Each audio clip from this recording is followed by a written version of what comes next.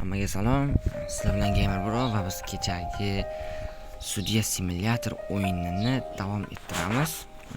Kecha biz to'xtab qolgan edik. Ikkita o'yinchi bilan to'xtab qolgan edik. Va davom etamiz qani unda. Kecha ham xuddi shu narsani aytgan edi, biz qabul qilamiz. Lekin pul yo'qligi uchun sog'lig'imizni yo'qotamiz. Buni atkazam qilib bo'lmaydi-da. Xo'p, mayli. Keyin kun. Bir ikkita ekan. Tekshirib ko'ramiz. James Lucas 24 yosh. Jinoyat qilmagan oldin. Xalqaro statusda o'rni bor, sog'lig'i. Xullas hammasi yaxshi. Hech yomon narsa, birorta yomon axloqi yo'q, yoshi 24 da erkak kishi. Liam, bular ikkalasi to'pish ekan. Ikkalasida ham hech qanday muammo yo'q, hammasi joyida. Xo'sh, qani? Politsiyaskiy tomonidan aytilgan ta'kidlanishlarni ko'ramiz. Xo'sh. Lucaslar oilasida ota-onalarning murdalari sotilgandan keyin işte John va Mira Lusa, ya'ni Beverly yashovchilar Beverly Hilldan deydi. Biz jinoyat topdik va bu ikkala biz jinoyatni topdik. Ikkala o'g'il ekan bu deydi. James va Liam Lucas bo'lgan. Bu jinoyatga qamrab olingan. Jinoyatda qatnashganlar shular ekan. Xullas, aytayaptiki bu yerda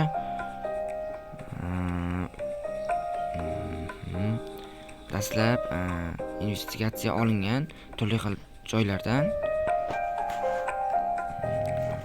mafiyalar, mumkin ehtimollik bo'lgan mafiyalar va jinoiy ishlarga qamrab olingan joylardan ba'zi bir investitsiyalar olingan, ammo ularning ikkala juftlik o'g'ilning fe'l-atvori biroz qo'rqqan, xavotirlangan holda deydi. Charchagan ham ko'rinadi deydi. Va ular murdalarni sotishgan deyapti. Xullas, murdalarni sotishgan ekan. Liam Lusadan keyin psixiatrok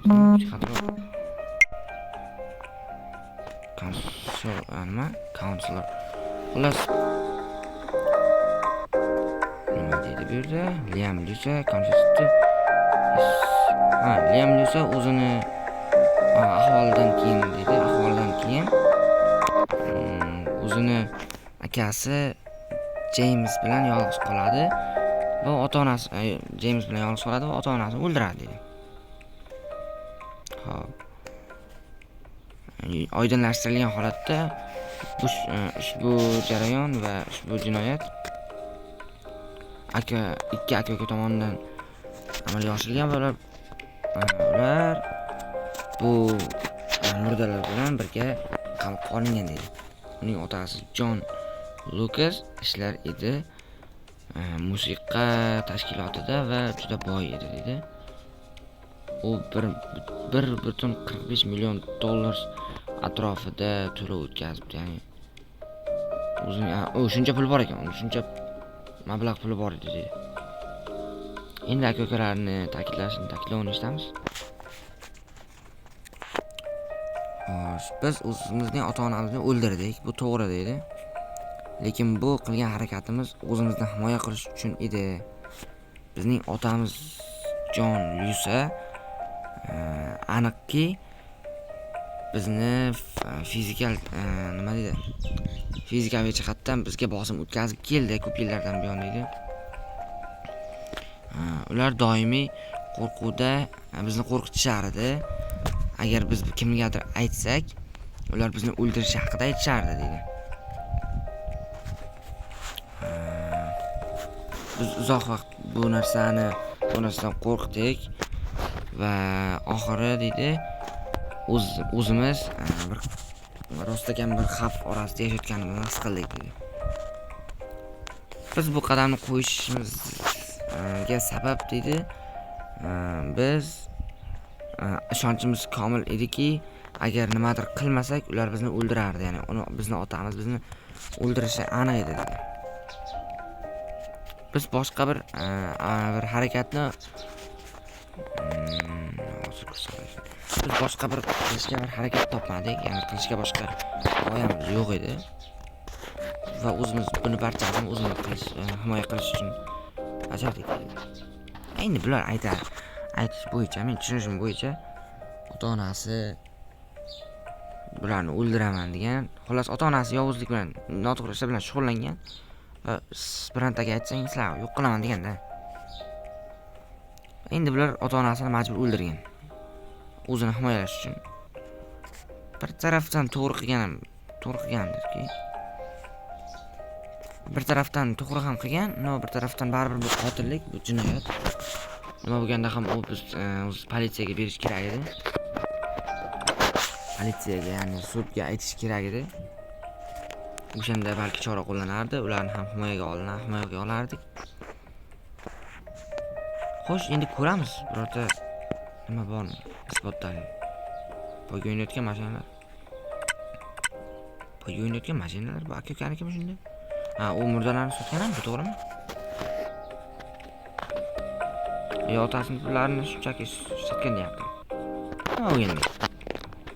Ular keyin qotillikni qo'ygandan keyin yana boshqa bir hashamatli narsalarni olishga ham qo'yilgan. Nima bo'lganda ham biz qonunni davom ettiramiz. Bu yerda mana bu yerda aytayaptiki, mana qotillik uchun deydi. Ya'ni murdalar uchun, nima deydi? Qotillik uchun 10 yildan 20 yilgacha qamoq jazosi. Qo'shaloq uyushtirilgan qotillik, ya'ni ikki kishi tomonidan qilingan bo'lsa deydi, 15 yildan 35 yilgacha qamoq jazosi. 20 yil bersam bo'ladimi shunda? Lekin ular o'zini himoyasi uchun qilgan. Nima bo'lganda ham 15 yil, 20 yil bersam bo'lar. Boshqa menimcha assassination hech qanaqa nima deydi? Qiynab o'ldirishlar ko'rinmaydi. Xo'sh, bizga email albatta taklif qiladi. Bundan chiqib ketish kerak, James Lucas, ya'ni akasi aytadi. Yo'q, biz buni qabul qilmaymiz. Buni keyin yo'qda eshitib ko'ramiz. Qanday bo'lsa gaplashamiz bu aka-ukalar bilan. Men aytayapti, nega siz otangizning fe'l-atvori haqida politsiyaga xabar bermadingiz dedi. Mana shunday katta muammo. Biz qo'rqdik. U bizni doim o'ldirish, agar kimgadir aytsak o'ldirish haqida qo'rqitib kelardi deydi. Biz bosim ostida qoldik. Bizda boshqa bir ishonch yo'q edi. Hech kimga bo'lgan ishonch yo'q edi. Hattoki politsiyaga ham deydi. Biz o'zimizga ishondik. Biz o'yladikki, hech kimga ishonmaydi ekan. Biz o'yladikki, hech kimga ishonmasligi haqida o'yladik. To'g'ri aytadi. Tomondan bo'lgan gaplar ham to'g'ri. Ishontirarli bahonalar qilyapti. Nima bo'lganda ham. Qotillikdan so'ng nega siz expensive, qimmat bir hashamatli narsalarni sotib olishni boshladingiz? Mana-da katta muammo shida. Biz qochishga harakat qildik. Chalg'ishga bahona. Biz o'zimizni chalg'itishga harakat qildik. Buni qilganimizdan so'ng o'zimizni chalg'itishga, vaziyatdan qochishga harakat qildik deydi. Bo'lmagan narsani aytayapti u. Boshqa gap yo'q. Yo'q, albatta tushuntirmayapti. Buni hammasi qochishning bir yo'li edi. Qo'rquv va aybdorlikdan qochishning bir yo'li edi dedi. Endi buni ukasi aytayapti. Biz bilmadik. Yana nima to'xtayverdik. Qo'lda yana nimalar, hech narsa nima deydi? Biz bilmadikki, qanday bu narsalarni qanday qilganimizni bilmadik deydi. Ya'ni shu narsalarni sotib olganini aytasiz endi bunday.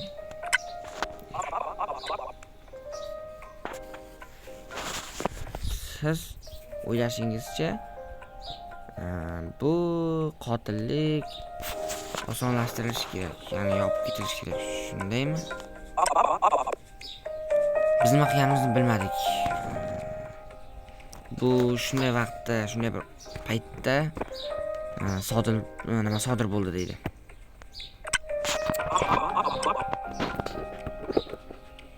Biz o'zimiz hayotimizni himoya qilish uchun qildik o'zimiz. Yana bu eshitishga muhimki, deydi. Lekin men shuningdek bir qonuniy tomondan yondashaman deydi. Eshitishga arzigulik deydi. Men baribir qonun tomon yondashaman deydi. Biz qo'rquvdamiz. Bizni doim bildirishga. Boyagi gapni takrorlab. Bo'ldi, tamom. Xullas, men baribir qonun tomonidan chora ko'raman deb sudda ya'ni bizni o'zimiz aytdikki, shuning uchun bir qaraydi qancha vaqt edi. Bu ikki kishi tomonidan qilingan-ku, to'g'rimi? 15 yil. 20 yil qamoq jazosi beramiz. Uzr. Reklama. Qamoq jazosi beramiz. Boshqa choramiz yo'q bizning. 20 yil beramiz. Normal. Nima endi to'g'rida bu, to'g'rimi? Bo'ldi, nima bo'lganda ham tekshiramiz. Qonunimiz qanchalik to'g'ri ekan. Bum. Yaxshi qamalish ehtimolligidan qutuldik biz. Sog'liq tiklamandik lekin. Juda ham yaxshi. Oy to'la har doim. Bir sudga xiyonat qilmaymiz ekan. Oy. Sizning o'g'lingiz $1000 so'rayapti chetga borish uchun. Endi sen borasan. Keyin bir muammoni boshlaysan, keyin yana senga boshingga bolaga qolib, men seni keyin himoya qilib yurishim kerak, to'g'rimi? Qarasan, o'zim bilmayman. Yo'q, reklama qani bu yerda. Qani chiqib bo'lmaydi, reklama yo'q. Bilmayman. Sog'liq, qarada bu bitta bola uchun men sog'lig'imni yo'qotyapman hozir. Xo'sh. Menimcha yana bittaga vaqtimiz yetadi. Bilsa kerak. Mayli, yamabdi. Bu yerda aytyapti. Nima deyapti ekan bu?